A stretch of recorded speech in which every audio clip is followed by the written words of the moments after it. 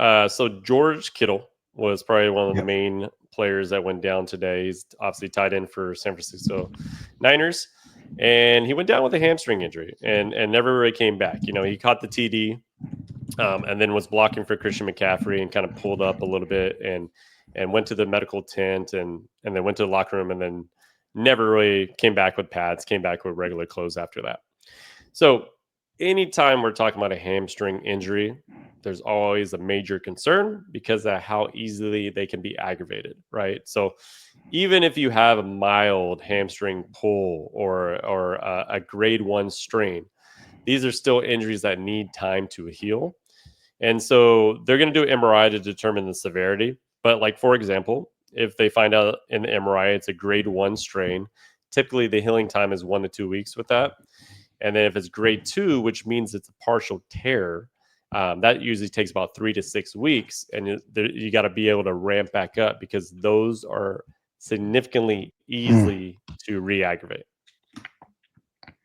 Yeah, I mean, it was obviously unfortunate, and he's a big part of what San Francisco does. You saw that they did struggle quite a bit.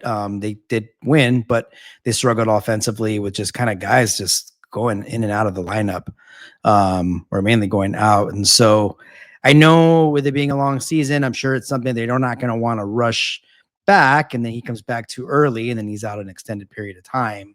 But I mean, as you know, and as we all know, George Kittle is a big part of the 49ers DNA, the last 7-8 years. And he's also a tough SOB. So I can see him being out there, maybe not at 100%, but yeah, it's obviously kind of a fluky thing. And, hopefully he'll be back out there soon for the Niners. Yeah, and he's dealt with injuries throughout his seasons. Yep. He tends to miss somewhere on average about 4 to 6 games. Usually plays on average about 12 games a season.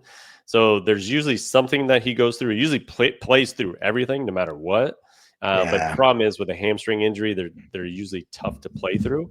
I'm not saying it's a strain yet, so he could get a clean MRI and it could be a day-to-day thing where it was more of just tightness that he felt.